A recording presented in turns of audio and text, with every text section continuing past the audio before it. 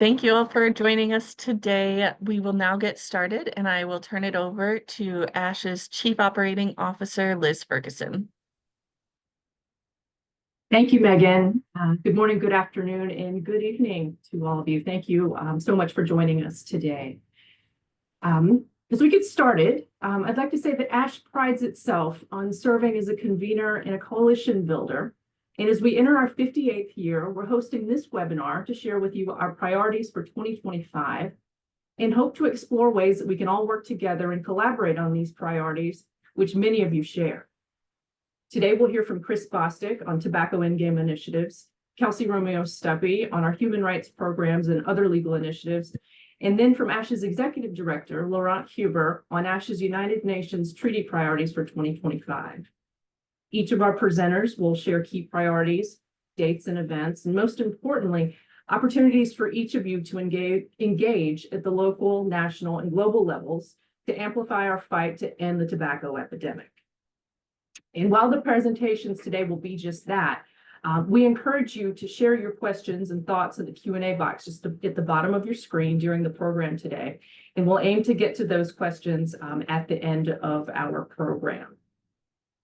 And while today's webinar is meant to provide an overview of our 2025 priorities, we encourage you to review our previous webinars that are topic specific to take a deeper dive into the issues and initiatives that my colleagues will cover today. Megan, if you would please share a link to those other webinars. Also, I should say today's program is being live streamed on ASH's YouTube channel, and it'll be recorded also and shared via email later today.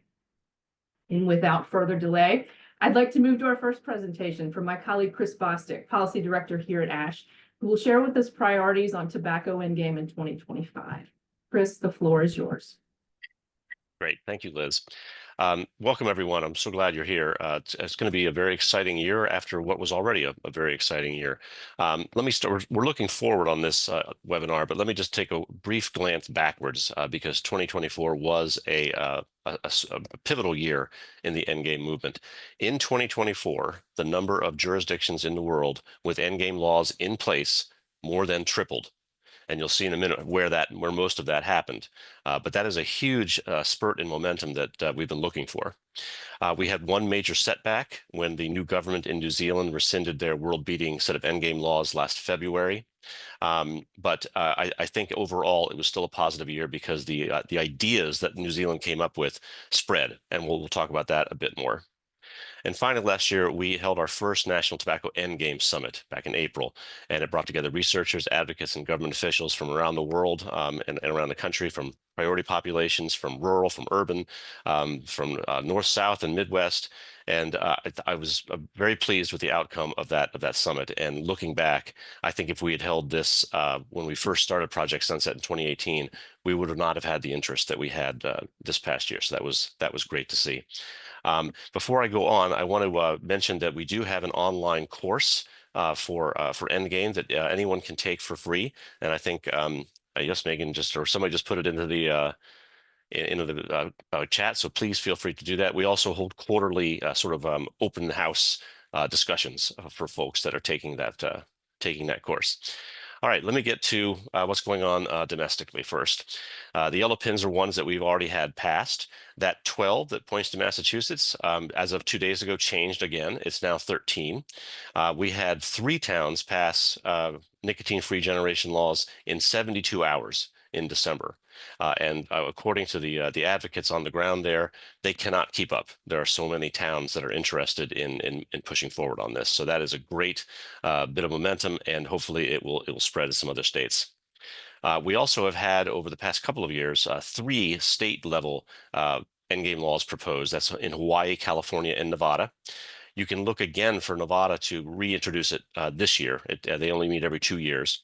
And you can also look in the next few weeks for a state bill in Massachusetts for nicotine-free generation. We have a couple of states where the governments themselves, the state governments, are supporting local endgame initiatives.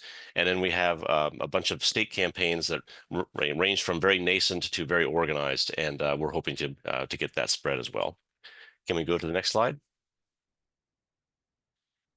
Okay, around the world, I won't go through every pin, but the red pins are the ones that where we have laws in place. The blue pins are the aspire countries. Those are countries that have set endgame goals. At this point, they're all 5%, but the target year varies.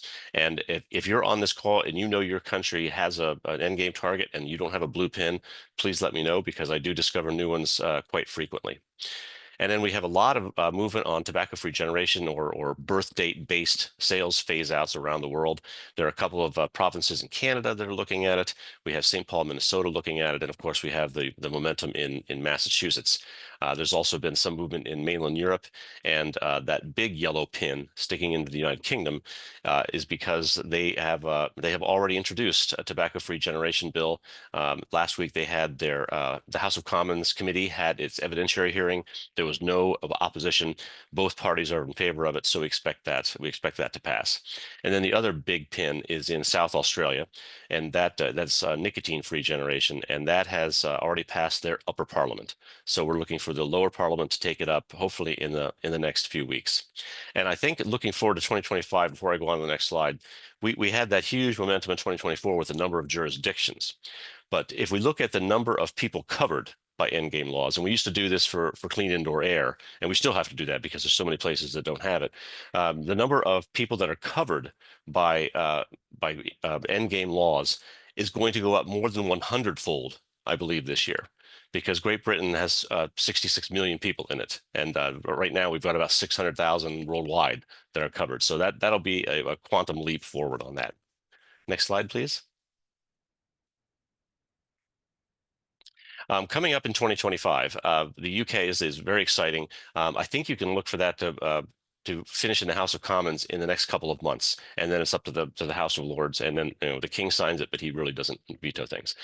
South Australia, I think similar timeline. We don't know for sure. Massachusetts, look for a state level nicotine-free generation bill to be introduced in the next few weeks. And then we have a state bill in Nevada and possibly a couple of other places, but I don't want to jinx it by saying them out loud at this point. And then we have the FCTC Article 2.1 working group, expert group report that's coming out sometime in August. We're going to talk more about that in a moment. It's pretty wonky when it's just written like this. And then, of course, you all saw that this week the Biden administration announced a rulemaking process for lowering nicotine in cigarettes to non-addictive levels, and we've been looking for that for years. This is a huge endgame initiative. We don't expect it to go quickly. Nothing does in the FDA. But that would be a game changer. And this was something that New Zealand was attempting to do before their law was rescinded by the new government. We seem to have lost our slides, but I can keep talking for a moment. And then I should have mentioned this earlier when we were doing the United States. We had a first in the world in 2024. Santa Cruz County in California passed a ban on the sale of filtered cigarettes. We've been looking for this around the world. You'll hear more about that in a moment when Laurent speaks. But that is a huge deal. It doesn't go into effect until January 1st of 2027, but we know that other jurisdictions are already looking at it. And for me, it was particularly important because the campaign was led by environmental groups. They led the charge on this, so they're natural allies of this.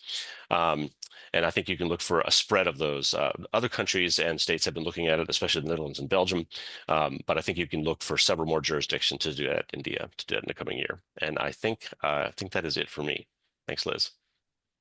Thank you, Chris. Excellent presentation. So you mentioned a couple opportunities for those that are on the program today to engage further and join us. You mentioned the online course, so I want to make sure that everyone has seen the link there in the chat box to be able to sign up for that. Again, it is interactive. There are quarterly reviews or discussions that take place there, led by Chris and his colleagues. But Chris, before we move on, just a quick question for you, if you don't mind. If someone is interested in starting an endgame initiative in their own jurisdiction, can you just say a little bit about where they would start, who they could contact, or you obviously you're available, but could you speak to that just really quickly? Yes, please do reach out to me. I'm happy to be the initial point of contact. I think I'm in contact with the other major players around the world. We have a huge research center in Australia on endgame. There are myriad materials available now, much more than there were even 2 years ago. The number of research papers published in print right now, it has just exploded over the past year. So please do reach out. I am happy to help get folks started. We want to light as many fires as possible. Thank you, Chris. Again, excellent presentation, and let's keep the momentum going in 2025. Next, we'll move over to our second presentation. We are joined by Kelsey Romeo-Stuppy. She's the managing attorney, my colleague at Action on Smoking and Health. She'll be talking to us today about the various human rights opportunities and some legal initiatives that ASH is engaging in 2025. So Kelsey, the floor is yours. Hi, everyone. Thanks, Liz. Happy New Year, and thank you all for joining us today. I'm going to go through a couple different human rights opportunities, but that said, it's a big program and a big human rights system, so we can't cover it all. And I encourage you, as Liz said, to go back and look through our old webinars to see if anything piques your interest, and also to visit our Tobacco and Human Rights Hub for more resources. So I'll talk about that a bit more later, but Megan, could I have the next slide, please? My first slide is about a national program, but it's very much human rights based, and it's monitoring tobacco industry interference. We will produce a report again this year, monitoring the industry interference on tobacco laws and tobacco lobbyists in the US. And I would personally like to see more connecting of this to human rights and to endgame. This is corporate malfeasance, and it is impacting our human rights. And I would like to see more breaking down of those silos and connecting the concepts in our community's brains and in our audience's brains as well. So if you have any examples of tobacco industry interference or any data to share, please send that our way. It's much appreciated. And Megan is sharing the link for the 2024 lobbyist tracker as well. So we will continue that project this year. Next slide, please.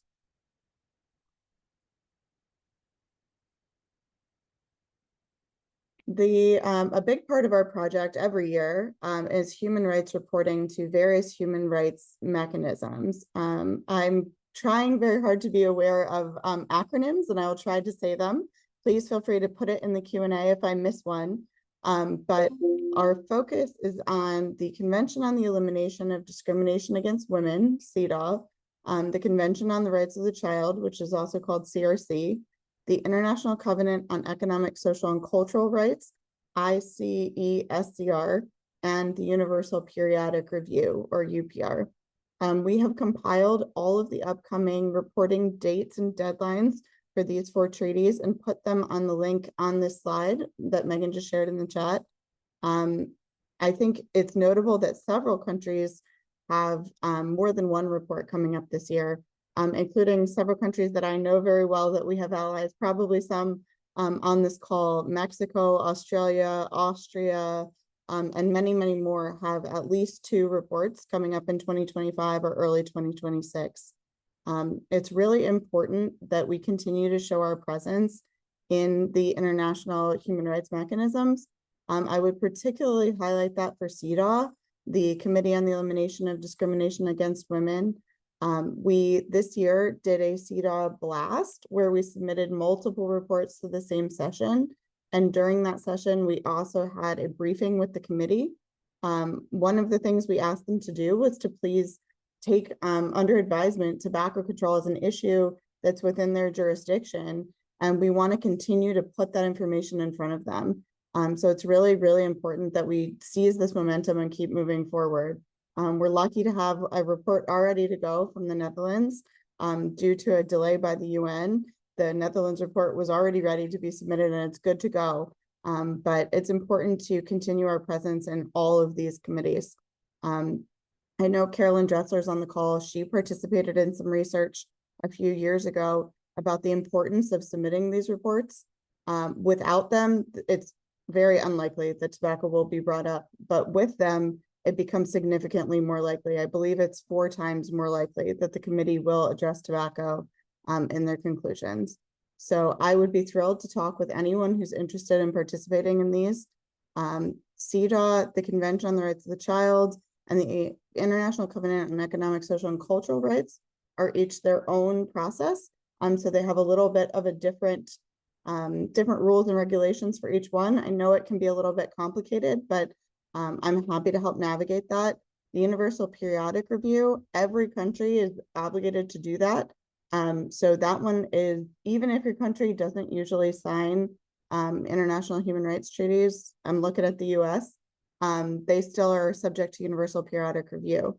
So this is a great opportunity, even if your country isn't reporting for the other ones. So please look at the report dates and get in touch with me. We'd love to talk more about that. Next slide, please. Other human rights opportunities. I realize that unfortunately this is a little bit vague, but these opportunities come up very ad hoc. Different bodies within the UN human rights system issue calls for input very frequently, like several a month from the different bodies. And we look for opportunities to input tobacco wherever we can. Some years we have a lot, some years we have fewer. We don't get a ton of advance notice on these. So that's why sometimes our lists get emails from me with a 1-week turnaround deadline on signing on to something. Usually it's because we only heard about it that week. But these are really important opportunities to influence new potential partners in the fight against tobacco. You wouldn't necessarily think that the Special Rapporteur on the Right to Housing would think about tobacco, but it's absolutely something that could come under their jurisdiction, or the Right to Development, or the Business and Human Rights Working Group. So there's a lot of different opportunities to get our foot in the human rights door, and we want to seize as many of them as possible. So I'm sorry for not having a concrete list, but I am happy to share them as quickly and as often as they come up. The best way to be notified of them is to join our Human Rights and Tobacco Control Network listserv. I do often send it out to broader listservs as well, but it always goes to our Human Rights and Tobacco Control Network listserv. So if you're interested in receiving those, please make sure you sign on to that. And we will continue looking for opportunities in 2025. Next slide, please. Another thing that's sort of broad and unfortunately a little bit amorphous is proactive litigation. I've discussed this before, but for a long time, the tobacco control community was dealing with more defensive litigation. They were using the courts only when the tobacco industry decided to. We weren't using the courts to benefit public health and to benefit our cause. I think the time is ripe for that kind of litigation. We're seeing it with the menthol case against the FDA and with numerous other cases around the world.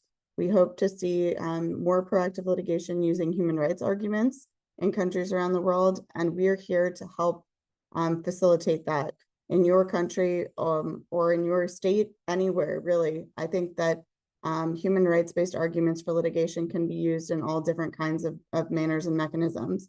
So we just want to encourage that as well. And I think 2025 is going to be an amazing year for things like proactive litigation in tobacco. Next slide. I think that's done for me. Yep. Thank you very much for having me, and I'm happy to take any questions. Thank you, Liz. Thank you, Kelsey. Another excellent presentation from my colleagues at ASH. Before we move on, just a couple of quick, and if they can be quick, questions for you, Kelsey. Going back to the various human rights reporting opportunities that exist, can you give just a couple of examples of how those reports are impactful and ways that they've been useful to all of our jobs and all of our initiatives, especially at the national level in tobacco control?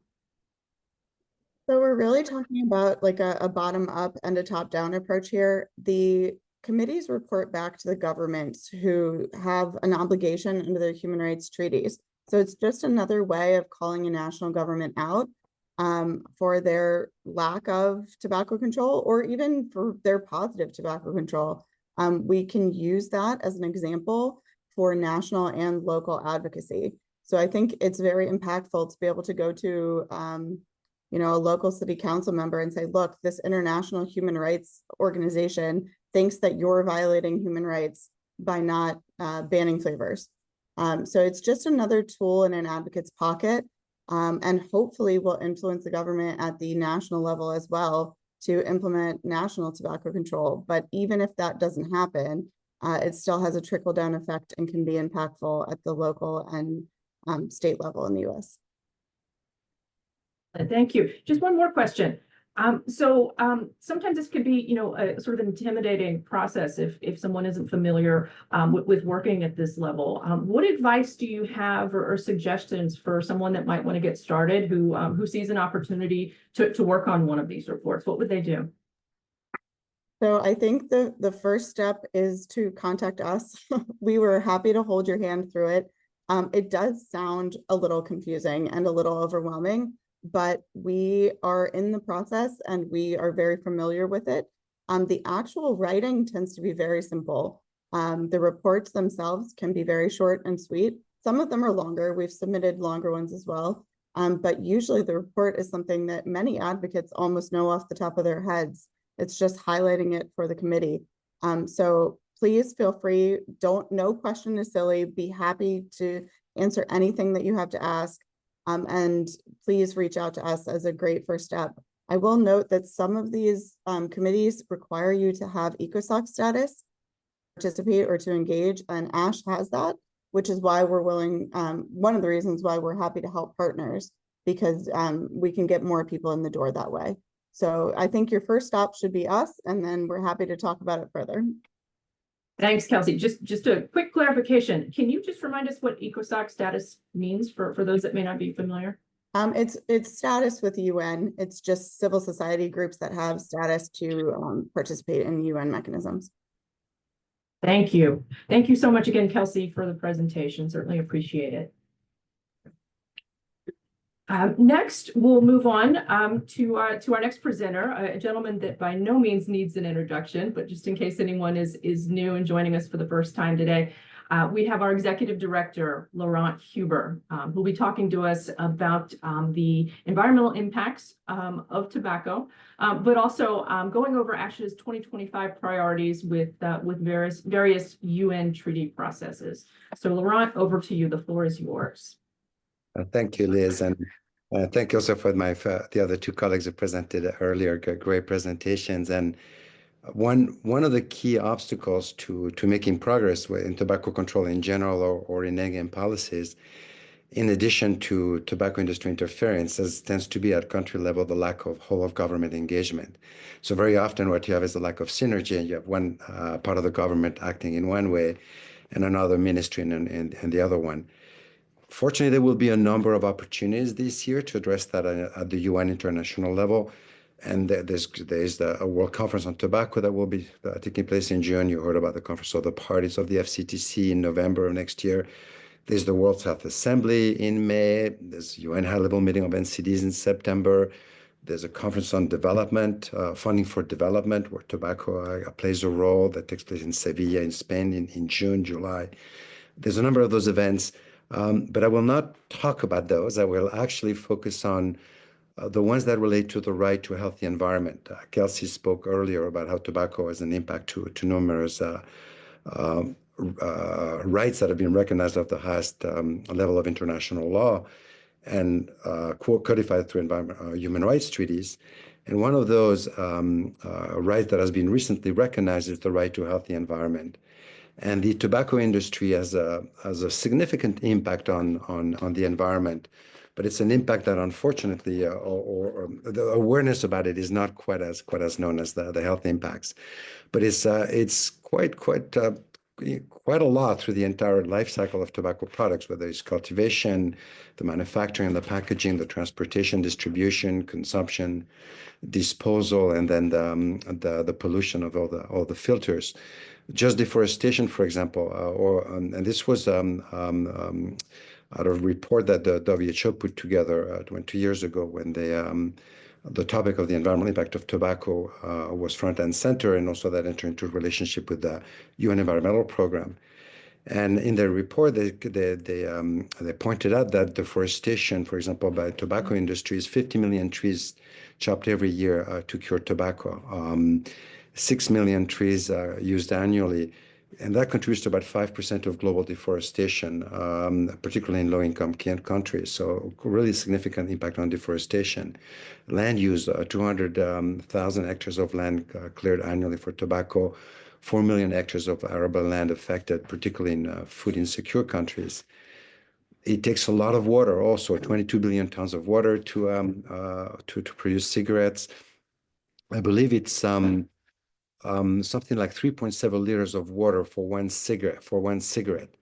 Basically, to produce 1 kilogram of tobacco would provide the water needs for one person per year. So just for a useless product, a lot of water is used. Tobacco also produces a lot of CO2. The tobacco industry is responsible for about 84 million tons of CO2 emitted annually. A tremendous amount of waste with just 2 million tons of packaging in 21.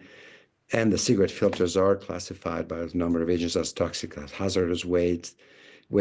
And I think we have all heard that about more than 4.5 trillion cigarette butts that are thrown out into the environment and polluting our environments. And also we're dealing also now with new nicotine delivery devices that are non-recyclable, include toxic batteries and so on and so forth. So the environmental impact has been quite starting to be quite recognized. And if we can have the next slide, the last February, could we have the next slide, please? Last February, the Conference of the Parties of the FCTC, which is the big global parliament where more than 180 countries get together every 2 years to address issues related to the tobacco treaty, they adopted a decision which was quite important because it was basically countries agreeing on the environmental impact of tobacco. And in this decision, they recognized that the environmental impact and damage caused by tobacco waste. They recognize that cigarette filters are unnecessary and avoidable problematic single-use plastics and must be banned, just like Santa Cruz did, and points out the pollution and waste related because of electronic delivery devices, as well as nicotine filters. It also reminded us that the WHO recommended an immediate ban on cigarette filters and vaporizers in the submission they made to the negotiations for the negotiations of Treaty to End Plastic Pollution. It also invites countries to use litigation to hold the tobacco industry for the environmental harm it causes to the environment. And it really reinforces the need for synergy between a tobacco treaty that we have and environmental treaties. And it mentions particularly the plastic treaty, which we'll talk a little bit more about. And also one thing that he points out is the fact that the tobacco industry is very involved in using environmental messages at times to whitewash his image. And it's something that's unfortunately done in a lot of countries at national level. If we could have the next slide.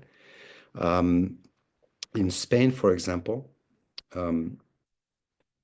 the Spanish government adopted passed a royal decree late last year on to address and it was developed by the Ministry of Ecological Transition, basically the Environmental Ministry, to address the cleanup of cigarette filters. And this was based on a law and legislation that put the onus and the paying of the cleanup of cigarette filters to the tobacco industry. And the problem, though, with this real decree is that, and it's something that's happened in a lot of countries, and maybe it was well intended by the environmental ministry, but they put the tobacco industry in the position of being responsible for the cleanup. They basically they have the responsibility for the cleanup. And this is not appropriate because what had happened in France and other places, then the tobacco industry uses that as a way to whitewash their environmental impact, promote themselves as part of the solution, and also trying to focus on cleanup campaigns versus on doing really what should be done to address the negative impact of cigarette filters, which is just banning them since they're totally useless. They don't protect health and they pollute the environment. So there is actually nofumadores.org, and I believe Raquel, is online, but coordinated a sign-on campaign that she is a proud supporter of and sponsor of. And we are still, my colleagues are going to put in the chat box the link to sign on to this letter that will be then submitted to all segments of the Spanish government. And also to UN agencies, given that this is interferes with the tobacco treaty, and an article that calls on countries to not allow the tobacco industry to interfere in health policies, and this would be a violation given this is a governmental project, and it puts the tobacco industry in charge of the cleanup. So I encourage you all to sign on to this letter. If we could have the next slide.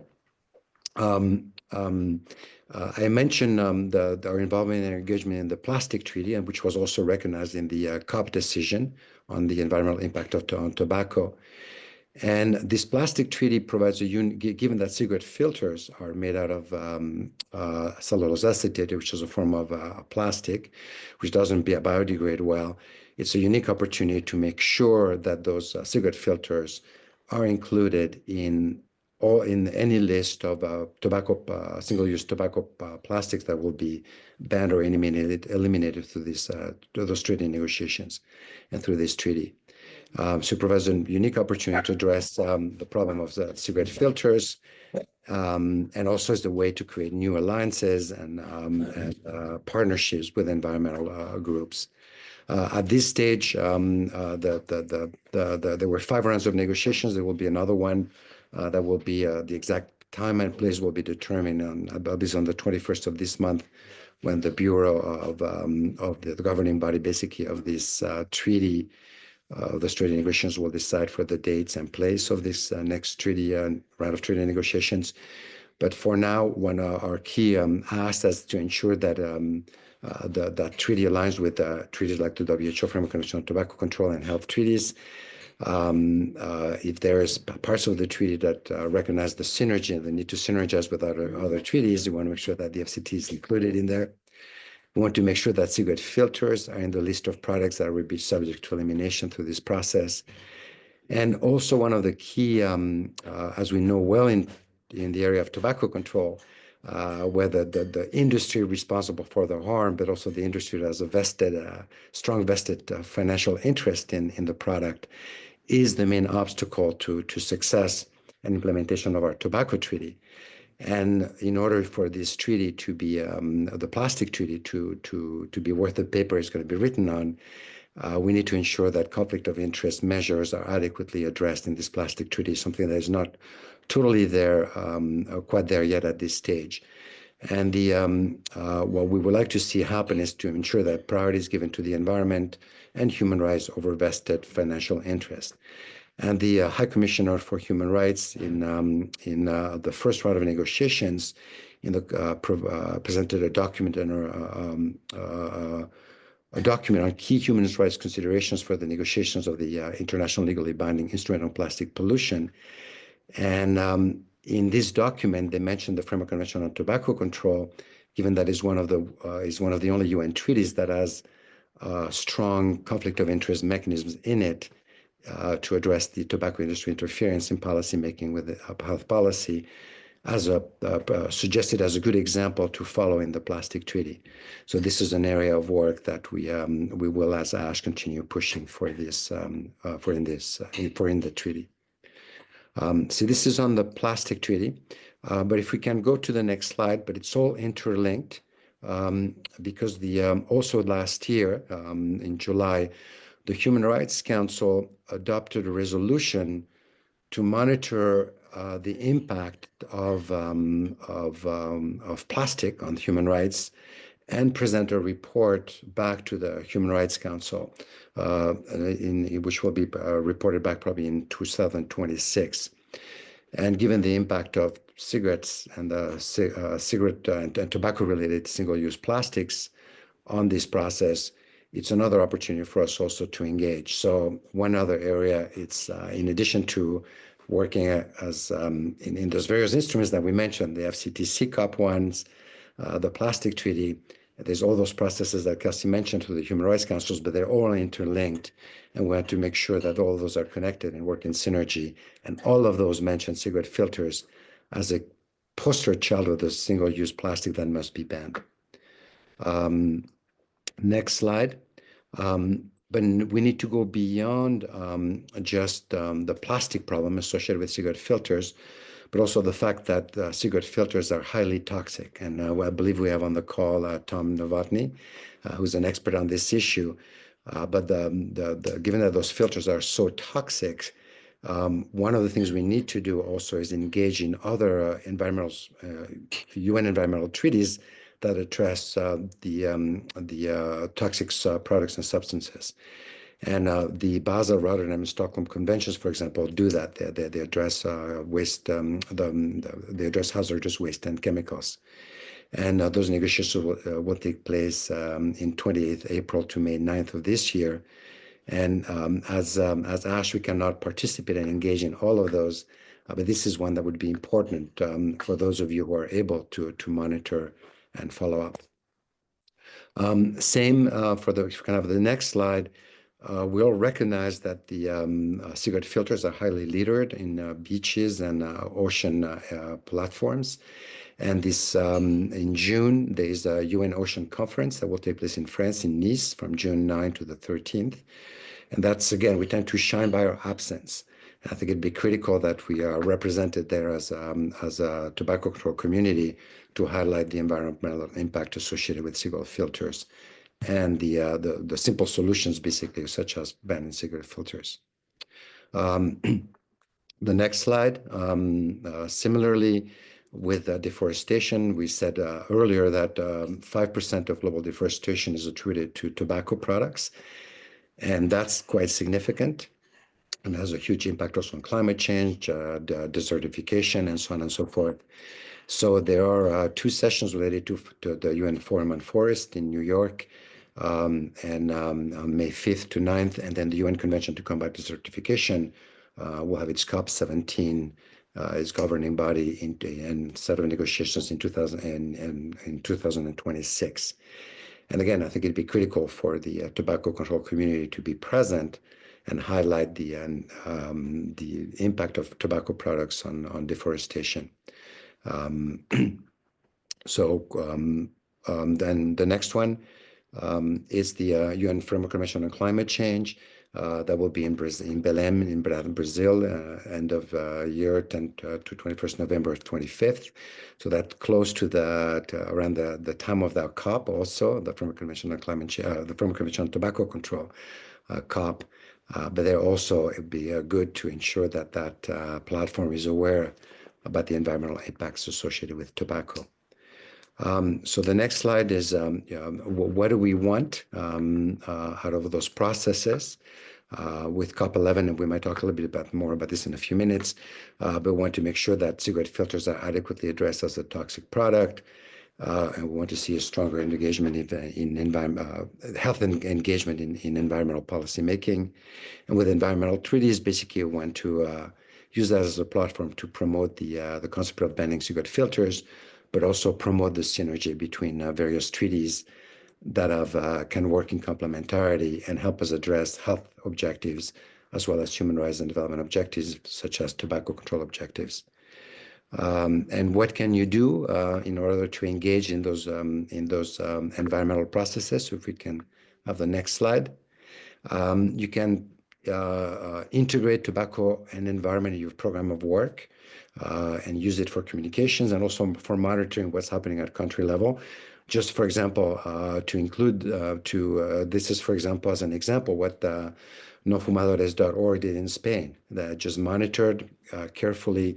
And as soon as they saw the royal decree that came from Spain, they immediately took action and they informed the global community they wanted to take action to work with the health ministry as well as then the Spanish as well as the international civil society community in order to address that problem. Engage with environmental groups. It's a great way to work with them, to make new alliances. Follow ASH, and you can join the Stop Tobacco Pollution Alliance, an alliance of NGOs that's particularly focused on tobacco pollution goals and objectives. And I believe my colleagues are going to put the link to that information on the chat. And ask your contacts in health ministries to engage with environmental counterparts. It's absolutely critical that the people who are negotiating the COP also enter have some communication with the people negotiating those UN environmental treaties.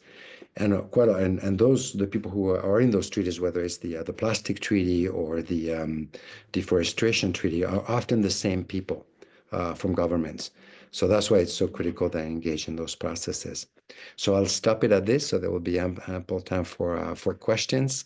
But again, I think the environmental movement it provides a unique platform to find new allies and synergy with other UN agencies as well within governments, the ministries that work outside of health.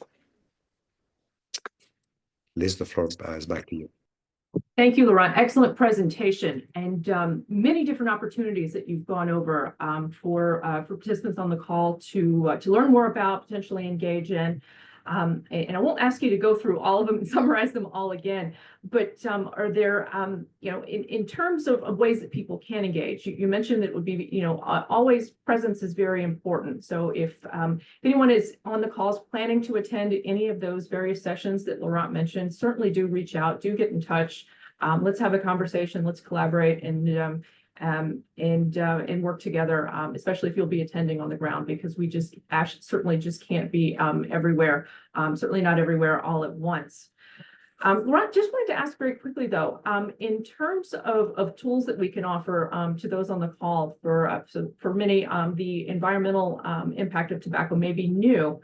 It's not a new topic, but it may be new for some audiences here. Do you have any suggestions or tools that we could share from ASH? I know Kelsey's got the link in the chat to our page to join the STPA, but anything right off the top of your head that we could potentially share? There is a whole page at ASH on the environmental impacts of tobacco and the various campaigns in that area. So that's a good place to start, which also then links to key resources such as WHO and UNEP, the UN Environment Program, which have on their website also quite a lot of information. And really, when it comes to the environmental, to achieving environmental objectives, tobacco control ones, addressing the tobacco impact, the environmental tobacco impact, should be a low-hanging fruit when it comes to environmental issues. And that's something that governments could do easily and achieve both an environmental impact as well as a health impact. Thank you. And just as a reminder, again, we are expecting more information on when the hopefully final round of the plastics treaty negotiations will be taking place next year. It's expected to end last November, as Laurent mentioned, but there will be another opportunity with an INC 5.2 this year. So if you're not involved at this stage, it is certainly not too late. Definitely join us over at the Stop Tobacco Pollution Alliance if you haven't already. And with that, I think we'll transition over to the final portion of our program, where we're going to talk together a bit more in depth about our priorities for COP11, which Laurent just mentioned. But I want to give each of our presenters the opportunity to go through their very specific high-level initiatives and ask and priorities for this event, the COP11, which will be held in November in Geneva. And as Laurent said, this is the global parliament for tobacco control, and it does drive so much of our work and our priorities at ASH. We thought it would be important to walk back through those. And so, Laurent, if it's all right with you, and since you just finished speaking, I'll give you the floor to go first, and then Kelsey, and then Chris. So at this stage, and some of that work is still being developed, of what do we want or would like to see happen at the next conference of the parties. For the environmental decision, this came at the impetus, or it was promoted first by a government of Brazil. It was the government of Brazil, which suggested that decision, which was then supported by Panama, and then I believe also Palau, I believe, were the countries that were co-sponsors of this decision. There may have been others, I can't remember right now. But what we expect for the next COP is that there will be follow-up to that. What we'd like to see maybe is further amended. Well, and also one of the things that happened at the last COP is that there were 2 reports that were requested to be submitted to the next COP in November on the environmental impacts of tobacco, and then one on potential regulatory options or ways forward to address the environmental impacts. So we're going to be engaging and be able to be review some of those documents. And the idea is we hope there will be strong documents that will be able to guide governments on how to address the environmental impacts. And then, as part of a global alliance of tobacco control advocates to the Global Alliance of Tobacco Control, we will come to a decision of what do we want to see happen on the environment. And one of the things we would like to see is more health engagement, health sector engagement in environmental treaty processes, probably to continue to take strong positions on the fact that all cigarette filters should be banned and no substitutions, because one of the things we would see is the industry, say for example, if we're able to see a cigarette filter ban in the plastic treaty, and we're successful there, there's always the risk that the industry will, and in some countries they're already doing that, they're trying to come up with what they call eco filters or other type of filters that could potentially, they claim could biodegrade. But the problem is that they're so toxic that one of the things we'd like to make sure is that the COP recognizes that the toxicity of those filters would call on non-substitution for cigarette filters, and also on non-recycling of tobacco products. But this will be developed as the year progresses. So we encourage you as the year progresses to join a future webinar that we're likely to do on this topic, as we'll have a more concrete idea of what we want exactly to see at the next COP on the environment.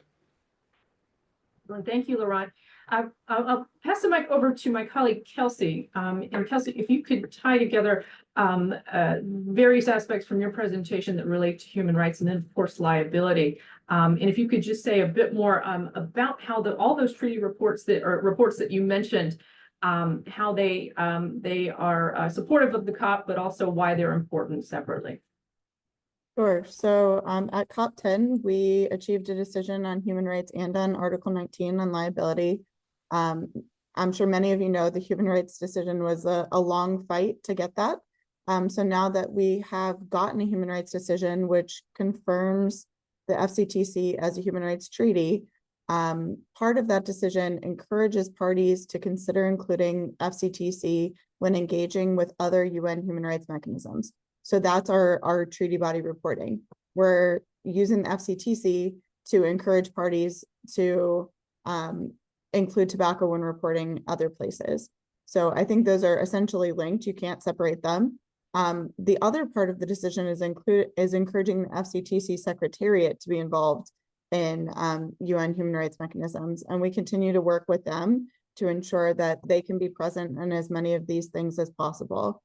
I also wanted to say that we're considering our options for a human rights decision moving forward.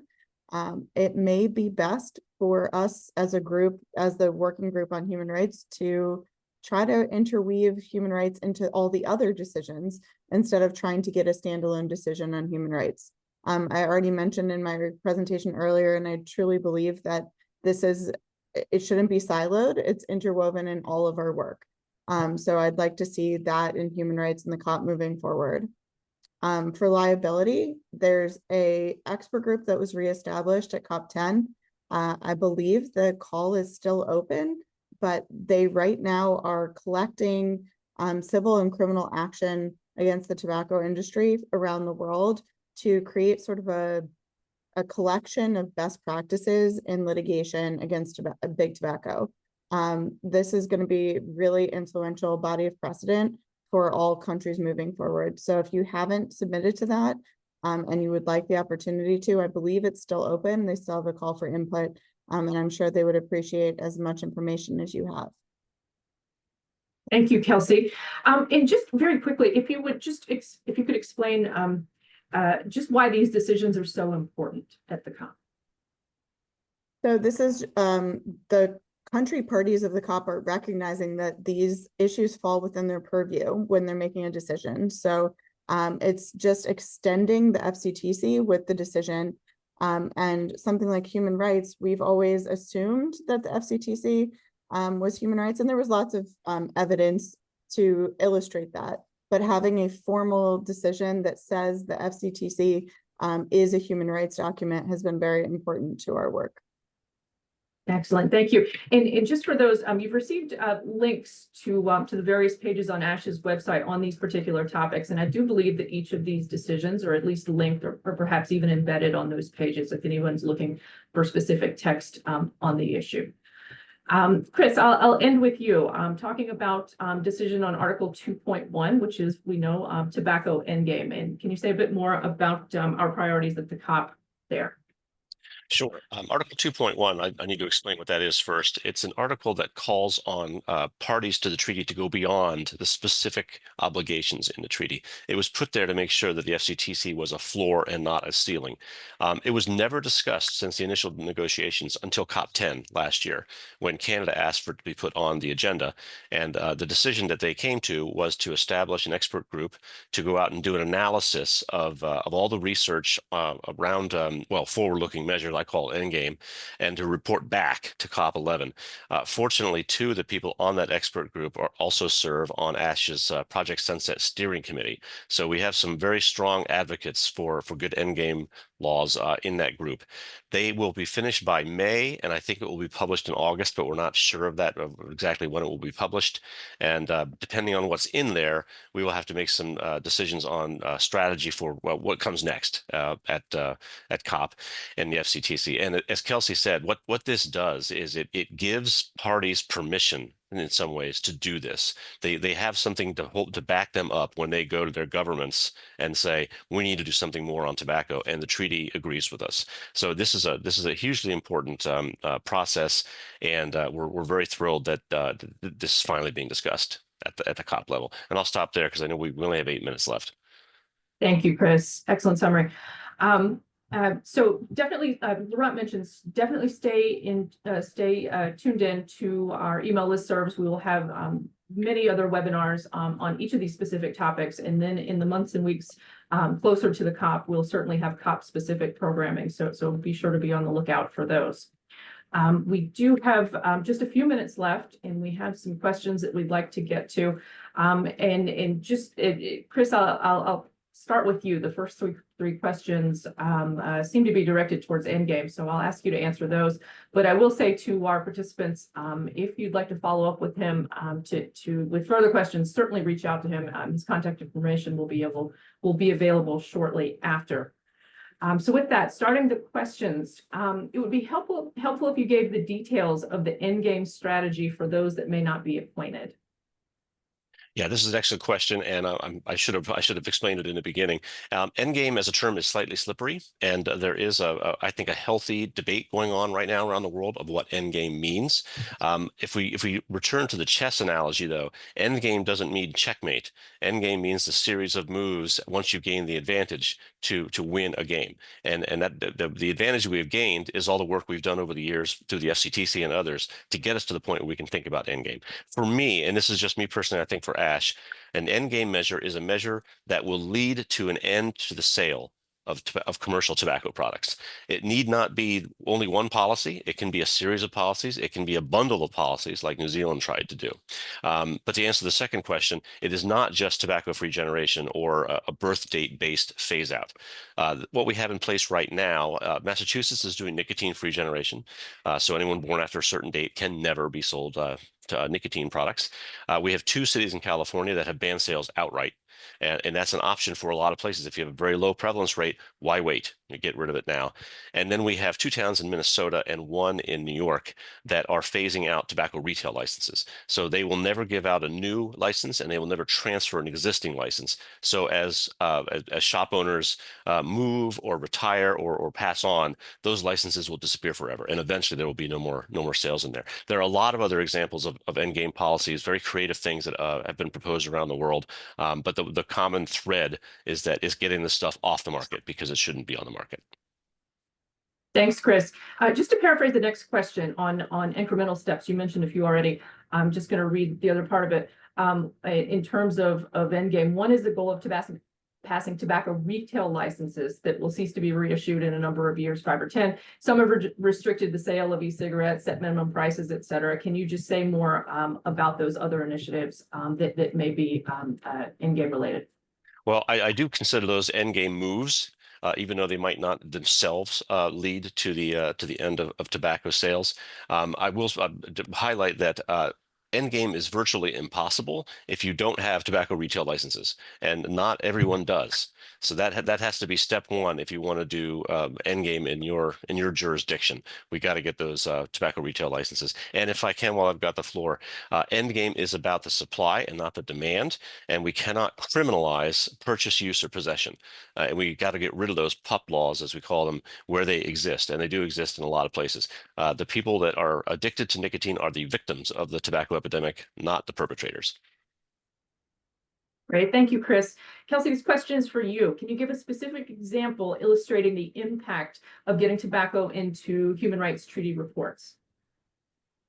So this is a very hard question because our human rights impact has been really tough to measure. It's a fairly new program still. That said, we are definitely seeing the impact of advocating for tobacco getting into the human rights treaties. Our partners in Germany had a fantastic program around the children's rights convention where they got a statement in the concluding statement from the Convention on the Rights of the Child. And we are excited to see what kind of impact that will have. But unfortunately, because it's still so new, we don't have a lot of concrete examples, but we're looking for them every day. And the more times we get human rights and tobacco linked together in concluding arguments, the more likely we are to see that impact trickle down to the national and local levels. Great, thank you, Kelsey. Great question. Laurent, this next one is for you. About the plastics treaty, you mentioned the importance of including cigarette filters. Are you also pushing for inclusion of all cigarettes, HTP devices and inputs, Zyn, and other oral nicotine products? Again, great question. Yes, it includes all single-use nicotine delivery, all plastics associated with nicotine delivery devices that are for single use. And a number of jurisdictions are also doing that now. For example, in Belgium, single-use vapes have been banned. France has also passed legislation on banning some puff bars. So it's something that yes, absolutely, it should not be just filters, but all single-use nicotine delivery devices that are made out of plastic. And on top of that, they also have like other components that are fairly toxic and dangerous and should not be used just once and discarded. And I noticed also there was a question on the Stop Tobacco Pollution Alliance, whether they were national alliances. I'm not aware of any, but I would encourage any of the local tobacco control alliances to reach out to environmental groups and start working together, and maybe form groups that are willing to work on those issues. In a number of communities that has worked, where actually that link, and particularly when issues related to beach cleanups and things like this, has been a way to link tobacco control advocates with environmental advocates. Thanks, Laurent. We have time for one more question. Let's see. Sorry, we had so many good questions today. Actually, just one more comment, and I can answer this question quickly. I apologize, we are going to need to conclude the session. Will we be receiving certificates of attendance for CEUs and for recertification? Unfortunately, we will not, due to capacity reasons, be able to issue certificates. It's a wonderful idea and feedback for us to think about going forward. I may even reach out to you and talk with you a little bit more about this. So I appreciate the feedback and the suggestion. And so stay tuned for more information there. So we are at time, and I apologize, I am going to have to close the session. I do want to thank everyone that attended today. Again, we will be sharing the presentation via email. It was live streamed on our YouTube channel as well. So stay tuned for an email with all the information that we shared today. And again, this presentation was about our priorities and ways that we can work with all of you in 2025. So certainly be in touch, stay in contact. Ash chairs a number of working groups and task forces on the specific issues that each of our presenters went over today. If you're interested in joining any one of those, please by all means reach out to us. Let us know. We'd certainly be happy to have you join. And with that, again, thank you all for joining. A big thank you to my colleagues, Chris, Kelsey, and Laurent for your excellent presentations today. I'm sure everyone enjoyed them. And a big thank you also to our production team, led by Megan Manning. Our webinars are all produced in-house, and we are certainly grateful for all that she and my other colleagues do to produce these, and look forward to sharing more of them with you in the coming year. So thank you all for joining, and we hope to see you at another program soon. Bye-bye.